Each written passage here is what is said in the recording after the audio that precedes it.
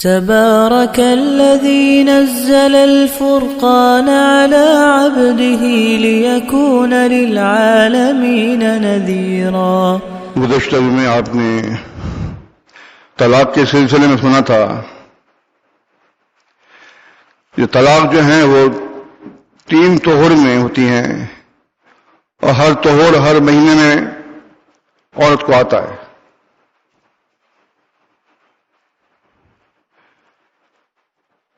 لہذا وہ حدیث بھی آپ کے سامنے آئی جو ابو یعلا کی ہے صحیح سند سے، رکانہ رضی اللہ عنہ والی، کہ انہوں نے ایک وقت میں 3 طلاقیں دے دی تھیں، اور یہ وہ دور ہے وحی کا دور تھا، اللہ کے نبی صلی اللہ علیہ وسلم موجود تھے، ان کو بتایا گیا تو آپ نے فرمایا کہ نہیں یہ ایک ہے، تو بالکل وضاحت موجود ہے کہ 3 طلاقیں 3 مہینے میں ہوتی ہیں، ایک وقت میں 3 طلاقیں دی ہوئی ایک ہی شمار کی جائے گی۔ طلاق کے سلسلے میں بعض ایسی مواقع بیان کیے ہیں اللہ کے نبی صلی اللہ علیہ وسلم نے کہ اگر والد صاحب کہیں کہ طلاق دے دو تو طلاق دے دینی چاہیے، پتہ نہ اس کے کہ معاملہ کیا ہے۔ اس سلسلے میں مسند احمد کی صحیح حدیث ہے، عبداللہ ابن عمر رضی اللہ عنہما نے شادی کری، اور جو ان کی دلہن آئی وہ بہت ان کو پسند تھی۔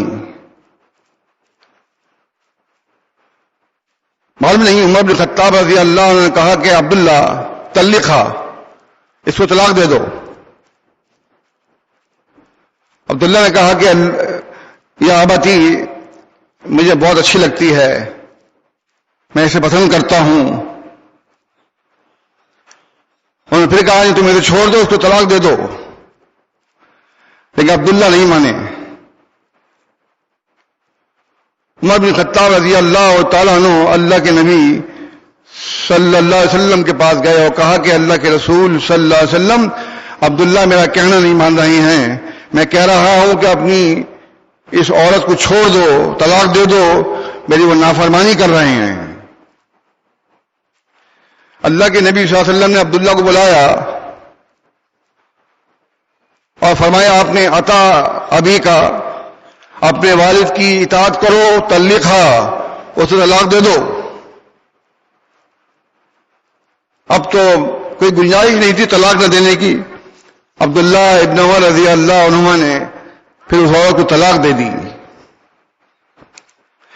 یہ حدیث یہاں ختم ہو جاتی ہے، اس میں کوئی وضاحت نہیں ہے کسی قسم کی۔ یہاں بس یہ بات معلوم ہوتی ہے کہ اگر والد صاحب کے کہنا ہو اور وہ چھوڑانا چاہتے ہوں تو اس کو چھوڑ دیا جائے۔ اس کے جو اغراض و مقاصد ہیں وہ اللہ تعالیٰ کی طرف ہے، کیونکہ اللہ کے نبی صلی اللہ علیہ وسلم نے یہ فرمایا۔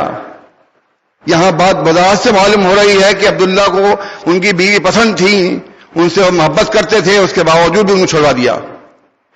معلوم نہیں گھر کے اندر ایسے کیا حالات تھے کہ وہ عمر بن خطاب کا کہنا مانتی تھی نہیں مانتی تھی، یا عمر بن خطاب کو کیا سمجھتی تھی، یہ تمام باتیں محذوف ہیں، لیکن بہرحال دوسری حدیث میں اس کی وضاحت موجود ہے۔ صحیح بخاری صحیح مسلم کی حدیث ہے، حضرت اسماعیل علیہ السلام جانتے ہیں کہ ان کو چھوٹا سا کعبۃ اللہ کے بعد چھوڑ دیا تھا، وہیں وہ جوان ہو گئے، اور یہ بھی بڑی عجیب قربانی ہے ایک نبی کی دوسرے نبی کے ساتھ۔ حضرت ابراہیم علیہ السلام نے کتنی منتوں اور مرادوں کے بعد ان کو حاصل کیا اسماعیل علیہ السلام کو، اور جب وہ ان کو مل گئے، پیدا ہو گئے، تو اللہ نے حکم فرمایا کہ ان کو چھوڑ جاؤ کعبۃ اللہ کے پاس۔ ایک ایسا بچہ جو دودھ پی رہا ہے، ایک ایسا بچہ جس کو اتنی یعنی کہ تمناؤں کے ساتھ اس کو بھاگا ہے، اور اللہ تعالیٰ نے اصل بات یہی ہے کہ اسلام اسی چیز کا نام ہے کہ ہمارے جتنے بھی قوانین جو اللہ نے دیے ہیں وہ ہمارے نفس خواہشات کے خلاف پڑتے ہیں۔ آپ دیکھتے ہیں لوگوں کو باہر جو ان کا رہن سہن ہے، ان کا چہرہ ہے، ان کا لباس ہے، ان تمام چیزوں سے آپ متاثر ہوتے ہیں اور کہتے ہیں یار ہم بھی ایسا کر لیں، یعنی کہ آپ کی طبیعت ہے اس طرف مائل ہوتی ہے، لیکن آپ کو کیا چیز روکتی ہے؟ اللہ کا حکم روکتا ہے, اللہ کے نبی صلی اللہ علیہ وسلم کی سنت روکتی ہے آپ کو کہ نہیں یہ چیز حرام ہے, یہ ہم نہیں کر سکتے. جہاں کہیں بھی آپ دیکھ لیں. اسی طرح اللہ تعالیٰ نے اسماعیل علیہ السلام کو چھوڑوا دیا. ان کی والدہ محترمہ رضی اللہ عنہ ہاجر رضی اللہ عنہ جب چھوڑ کے چل دی جنگل بیابان میں, تو وہ پیچھے بھاگی کہ اے ابراہیم ہمیں کہاں چھوڑے جا رہے ہو؟ یہاں دودھ پیتا بچہ میرے ساتھ ہے, یہاں آدمی ہے نہ آدم ذات ہے, بھوک کا عالم ہے, نہ کوئی کھانے کی چیز ہے نہ کوئی پینے کی چیز ہے, میں یہاں بچے کے ساتھ کیسے رہوں گی؟ وہ جواب نہیں دے رہے ہیں, وہ پیچھے بھاگ رہی ہیں. جو افسائی کرتے ہیں نا سما بروا کی, یا اسی کی وجہ سے ہے. لہذا جب کافی دور بھاگی تو حضرت ابراہیم نے اپنا چہرہ مبارک گھمایا اور کہا کہ انہوں نے پوچھا کہ اللہ کی یہی مرضی ہے؟ انہوں نے کہا ہاں. بس وہ مطمئن ہو گئی. حاجر رضی اللہ, کیا ایمان تھا ان کا, دیکھے آپ, تمام خدشات دور ہو گئے.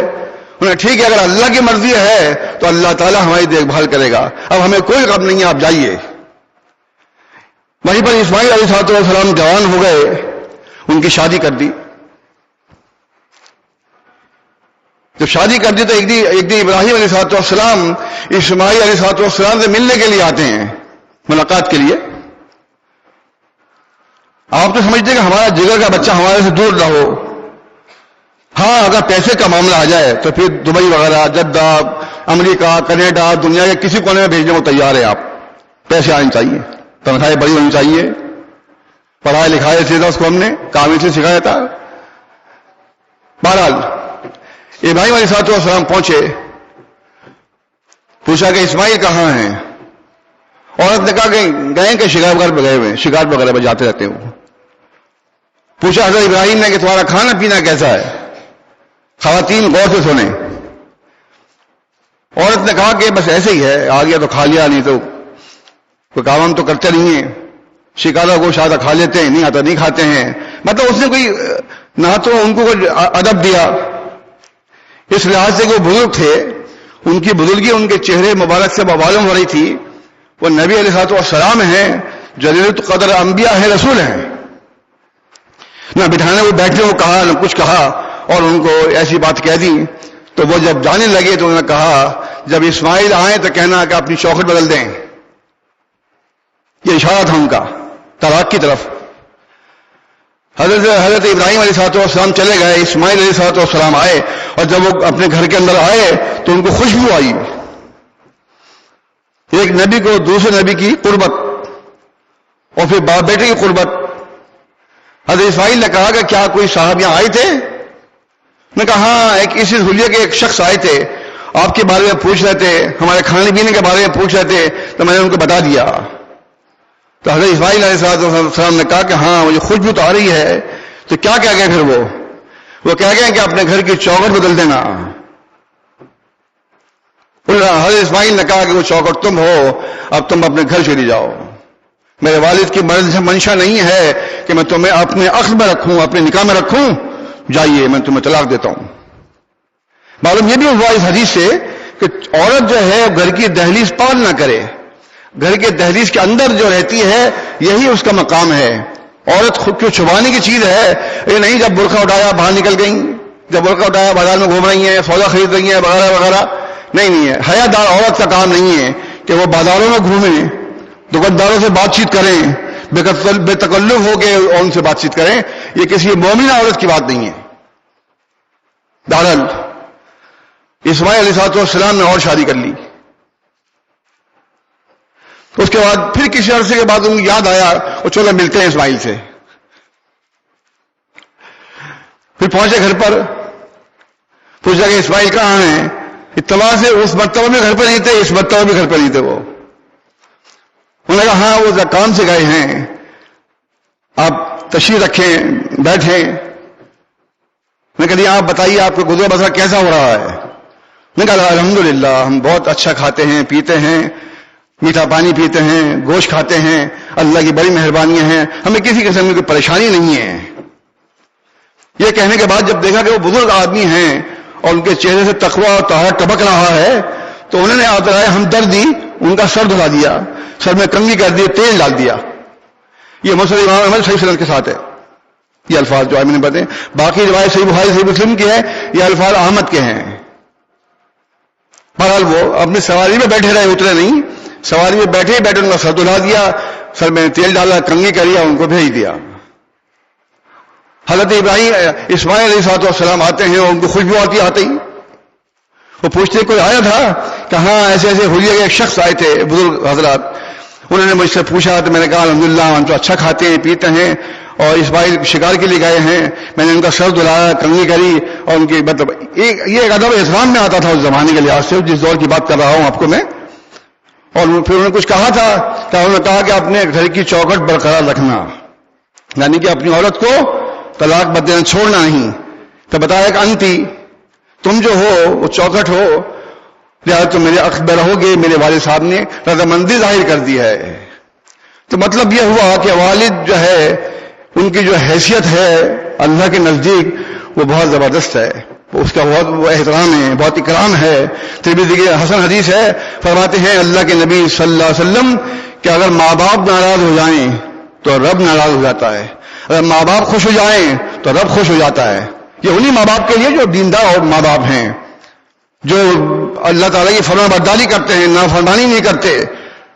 ایک روایت میں ہے مسلمانے دونوں مسلم ہوں، والدین ماں باپ، تو ان کی اطاعت کرو، ان کی فرمان برداری کرو، ان کے سامنے سر جھکاؤ، کندھے جھکاؤ، ان کی خدمت کرو. اقول قولی استغفر اللہ. الحمدللہ سبحان اللہ وبحمدہ سبحان اللہ العظیم. ان الحمد للہ نحمده ونستعینه ونستغفره ونعوذ باللہ من شرور انفسنا ومن سیئات اعمالنا. من يهده الله فلا مضل له ومن يضلل فلا هادي له. واشهد ان لا اله الا الله وحده لا شريك له واشهد ان محمدا عبده ورسوله. اما بعد فان خير الحديث كتاب الله وخير الهدي هدي محمد صلى الله عليه وسلم وشر الامور محدثاتها وكل محدثة بدعة وكل بدعة ضلالة وكل ضلالة في النار.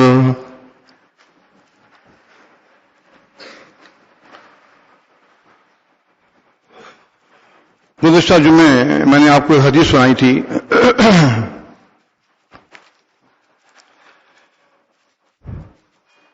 کہ بعض لوگ ایسے ہوتے ہیں حلیے کے لحاظ سے وہ بارش بھی ہوتے ہیں، اظہار ان کا نصف پنڈلی پر ہوتا ہے، نمازوں کے نشان پڑے ہوتے ہیں، ہاتھوں پہ نشان پڑے ہوتے ہیں سجدے کے. جب سجدہ کرتا آدمی ہاتھ کے ساتھ تو ٹھیکے پڑ جاتی ہیں ان کے ہاتھوں میں سجدے کر کر کے. یہ حلیہ بیان کیا ہے اس آدمی کا جس نے کہا تھا کہ یا رسول اللہ انصاف کیجئے. یہ حلیہ کیوں بتایا صحابہ کرام رضی اللہ عنہم نے کہ آپ دیکھیں کہ بظاہر اس کا حلیہ بالکل متقی اور پرہیزگار والوں کا ہے کہ پٹھے بال ہیں اس کے، نصف پنڈلی پر اس کا ادار ہے، داڑھی گھنی ہے، یہاں نشان پڑا ہوا ہے اس کے نماز کا، حتیٰ کہ ہاتھوں پر بھی نشان پڑے ہیں سجدوں کے. ایسا آدمی اٹھ کر کہتا ہے کہ یا رسول اللہ آپ نے انصاف نہیں کیا. اب بتائیے کتنا صدمہ ہوگا. ایک غیر آدمی اگر تنقید کرے تو آدمی سوچ سکتا کہ جماعت میں نہیں چھوڑو اس کو. ایک آدمی اپنا جماعت کا آدمی ہو، جماعت المسلمین میں رہتا ہو، بیعت کی ہو، پھر وہ اٹھ کے کھڑا کو کہتے کہ اے اللہ کے نبی صلی اللہ علیہ وسلم آپ نے انصاف نہیں کیا. اور جملہ بھی ایسا ہے بہت ہی چپتا ہوا جو آدمی کو طیش میں لے آئے. لیکن نبی علیہ الصلوۃ والسلام نے فرمایا تیری خرابی ہو تو اس پہ افسوس. اگر اللہ کی زمین پر انبیاء بھی انصاف نہیں کریں گے تو پھر کون انصاف کرے گا؟ آپ جانتے کیا جو لوگوں کے اندر سب سے معتبر بابرکت عزت والے لوگ جو ہیں وہ انبیاء علیہم الصلوۃ والسلام ہوتے ہیں. جب وہ نبی پہ چوٹ کر رہا ہے تو ظاہر ہے کہ آپ جانتے ہیں تو خالد بن ولید رضی اللہ عنہ کھڑے ہوئے، صحیح مسلم کا الفاظ ہیں، انہوں نے کہا کہ یا رسول اللہ مجھے حکم دیجئے، مجھے اجازت دیجئے کہ میں اس منافق کی گردن اڑا دوں، کہ منافق جماعت کے اندر ہوتے ہیں، آپ ان کو ساتھ دیکھتے ہیں، آپ کہیں نہیں سکتے کہ یہ غیر مسلم ہے، وہ جب معلوم ہو جب اس کی ایسی حرکتیں سامنے آئیں گی تو کہیں گے اچھا یہ آدمی ایسا نکلا ہو، ہم تو سمجھتے یار اچھا آدمی ہے. تو آپ نے فرمایا نہیں اے خالد، لہو اصحاب ان لہو اصحابا، اس کے ساتھی ہیں، یہ اکیلا نہیں ہے، وہ اس کے ساتھی ہیں، وہ نماز پڑھتے ہیں ایسی کہ تمہاری نمازیں ان کے مقابلے میں ہیچ ہیں، وہ روزے رکھتے ہیں اس طرح سے کہ تمہارے روزے ان کے مقابلے میں ہیچ ہیں، تو تم نے اس کو قتل کر دیا تو غیر مسلمین کیا کہیں گے کہ یہ انبیاء نبی کیسے ہیں کہ اپنے ہی امتی کلمہ گول لوگوں کو مار رہے ہیں. ہر طرح سے مشکل ہے ہم لوگوں کی. نہیں چھوڑ دو اس کو، جان لو. لہذا وہ چلا گیا شخص، لیکن آپ نے بتا دیا تھا، جیسے میں نے بتایا تھا گزشتہ جمعے، کہ یہ لوگ دین میں آئیں گے اور دین سے اس طرح نکل جائیں گے جیسے تیر شکار سے نکل جاتا ہے. جب تیر شکار سے نکل جاتا ہے تو آپ دیکھیں گے اس پر اس کا جو ہوتا ہے پٹھا، اس پہ خون کا کوئی نشان نہیں ہوگا، اس کے پر ہوتے دونوں طرف اس پہ کوئی نشان نہیں ہوگا، اس کی نوک ہوتی ہے آگے اس پہ کوئی نشان نہیں ہوگا، پیچھے کا جو پر ہوتا ہے اس پہ دیکھیں اس پہ کوئی نشان نہیں ہوگا خون کا. یعنی گوبر اور خون سے وہ تیر نکل کے گر گیا باہر. جب ہم نے دیکھا تو وہ تیر بالکل صاف تھا، نہ اس کو خون لگا نہ گوبر لگا. اسی طرح سے یہ لوگ ہیں کہ جب یہ اسلام سے اس طرح نکل جائیں گے جیسے تیر شکار سے نکل گیا، جس طرح کہ تیر پر کوئی خون کا نشان نہیں تھا، ان کے اوپر بھی اسلام کا کوئی نشان نہیں ہوگا، اسلام کی کوئی علامت نہیں ہوگی. یہ اسلام سے اس طرح باہر ہو جائیں گے جیسے تیر باہر ہو گیا خون سے. یہ اس لیے پیشن گوئی کی کہ بعض موقع پہ ایسے واقعات آتے ہیں، مسلمین کو سہارا دیتی ہیں حدیثیں. تو اللہ کے نبی صلی اللہ علیہ وسلم نے یہ فرما کر ان کو قتل کرنے سے روک دیا، اس لیے کہ لوگ کہیں گے یہ اپنے ہی لوگوں کو تو قتل کرتے ہیں نبی علیہ الصلوۃ والسلام. لیکن حلیہ اس کا بالکل ویسا ہی تھا. صحیح بخاری کی حدیث ہے، عمر بن خطاب رضی اللہ تعالیٰ عنہ خلیفہ بنے، ان کی قدر و منزلت سے کس کو انکار ہے؟ ابو بکر صدیق کے بعد سب سے بہتر آدمی عمر بن خطاب رضی اللہ تعالیٰ عنہ ہیں. شیطان ان سے بھاگتا ہے، دین میں سخت ہے، ہر لحاظ سے ایک مکمل انسان ہے. ایک تابعی امام کسی آدمی کو ساتھ لے کر آئے، وہ کہہ رہے تھے کہ مجھے ساتھ لے چلو امیر المومنین کے پاس. ان کو نہیں پتہ تھا کہ یہ کیا کہیں گے، یہ کیا کہے گا. وہ لے گئے. جب ان کے پاس پہنچے اس شخص نے کہا کہ اے امیر المومنین، آپ انصاف نہیں کرتے ہیں، آپ اپنے اپنوں کو بانٹتے ہیں، اپنے لوگوں کو نوازتے ہیں. میں یہ بات کہی تھی عمر بن خطاب رضی اللہ عنہ کا غصہ آپ جانتے ہیں. وہ کھڑے ہو گئے، انہوں نے وہاں سے کوڑا اتارا مارنے کے لیے، اور جب کوڑے کو اٹھایا اوپر کیا تو تابعی امام عالم تھے، فاضل تھے. انہوں نے کہا کہ امیر المومنین یہ جاہل آدمی ہے، آپ خذ العفو، آپ درگزر کو پکڑیے، درگزر کا شیبہ اختیار کیجئے، معاملہ بالعرف اور نیک کام کا حکم دیجئے، وَأَعْرِضْ عَنِ الْجَاهِلِينَ اور جاہلین سے اعراض کیجئے. ھذا جاہل، اور یہ جاہل ہے. بتا یہ رہا ہوں آپ کو کہ اللہ کے رسول صلی اللہ علیہ وسلم کو فوت ہوئے ابھی زیادہ دن نہیں ہوئے ہیں، کیونکہ ابو بکر صدیق رضی اللہ تعالیٰ عنہ 2 سال زندہ رہے آپ کی وفات کے بعد. ان کی جو خلافت ہے 2 سال رہی. عمر بن خطاب رضی اللہ عنہ کی خلافت 10 سال رہی. لیکن یہ ان کی خلافت کا شروع کا زمانہ ہے کہ ان لوگوں نے ان پہ الزامات لگانے شروع کر دیے ایسے آدمی پر جو جنتی ہے، جن کے بارے میں فرمایا اللہ کے نبی صلی اللہ علیہ وسلم، ترمذی کی حسن حدیث ہے، اگر میرے بعد کوئی نبی ہوتے تو عمر ہوتے. تو لوگوں نے ان کو نہیں چھوڑا، ہم کیا چیز ہیں، آپ کیا چیز ہیں؟ اور یہ دور فتنوں کا ہے. فرمایا صحیح بخاری کی حدیث ہے، فرمایا اللہ کے نبی صلی اللہ علیہ وسلم نے وہ دور جو گزر رہا ہے اس کے بعد جو دور آئے گا وہ اس سے برا ہوگا. ہر سال کے بعد جو سال آتا ہے، ابن ماجہ کا الفاظ ہیں، وہ اس سے برا ہوتا ہے. جب چند سال گزر جاتے ہیں، چند سال آتے ہیں اس کے بعد، تو وہ ان سے برے ہوتے جو پہلے گزر گئے تھے. اس طرح جو ہے دور جو ہے آگے وہ خراب سے خراب آئے گا، اچھا نہیں آئے گا. یہی وجہ ہے کہ احادیث ہمیں سہارا دیتی ہیں، آپ کے بیانات ہمیں سہارا دیتے ہیں کہ ہم اپنے آپ کو تیار رکھیں، کیونکہ آئندہ جو دور آ رہا ہے وہ اچھا نہیں آئے گا. آپ کو اپنے اعمال اچھے کرنے ہوں گے، اللہ تعالیٰ کے احکامات پہ عمل کرنا ہوگا تو اللہ تعالیٰ جان لیں گے آپ. صحیح بخاری کی حدیث سے فرمایا اللہ کے نبی صلی اللہ علیہ وسلم نے فتنوں کے زمانے میں جو دوڑ رہا ہے اس سے چلتا ہوا اچھا ہے، جو چل رہا ہے اس سے کھڑا اچھا ہے، جو کھڑا ہے اس سے بیٹھا اچھا ہے، جو بیٹھا ہے اس سے لیٹا اچھا ہے. گھر کے اندر ان فتنوں میں جاؤ نہیں. اگر تم ان فتنوں میں جاؤ گے تشرفا لہا، جو آدمی ان فتنوں میں جھانک کر دیکھے گا تو پھر ان فتنوں کی جو برائی ہے وہ اس کو چمٹ جائے گی، لپٹ جائے گی، پھر اس کو جان چھڑانی مشکل ہو جائے گی. بہتر طریقہ کیا کہ ان فتنوں میں دور رہیں، اپنی نماز پڑھیں، 5 وقت کی صحیح جماعت سے منسلک رہیں، امیر کے معروف باتوں میں کام کرتے رہیے. اللہ خیر صلی اللہ، یہ ہے اصل چیز. اس موقع میں کسی کے بات میں گھسنا یا فتنوں میں جا کے پوچھنا کہ آپ کیا کر رہے ہیں، کیا ہوا جناب آپ کو، ان سے یہ پوچھنا ہے کہ آپ خود ہی اس پہ جھانک رہے ہیں. حدیث کی خلاف ورزیاں ہو رہی ہیں یہ. تو اللہ کے نبی صلی اللہ علیہ وسلم نے ہر موقع پہ ان چیزوں سے ہمیں متنبع کر دیا ہے، ہمیں بتایا ہے کہ ایسے ایسے دور آئیں گے اور دور کے اندر تیار رہنا اور فتنوں میں شامل نہ ہونا اور گھر کے اندر بیٹھ جانا ایسے موقع پر. لہذا اللہ کے نبی صلی اللہ علیہ وسلم کے فرمان کے مطابق ہمیں اپنے اعمال کا محاسبہ کریں، اپنی چیز دیکھیے کیا کر رہے ہیں، کیا نہیں کر رہے ہیں، ہمارے عادات و خصائل کیسے ہیں، ہم کاروبار کیسے کر رہے ہیں، کتنا قرآن پڑھتے ہیں، کتنا نوافل کرتے ہیں، کتنا خرچ کرتے ہیں. ان تمام چیزوں کو غور کریں اور عمل کر کے اللہ تعالیٰ سے مل جائیں. اقول قولی استغفر اللہ. تبارك الذي نزل الفرقان على عبده ليكون للعالمين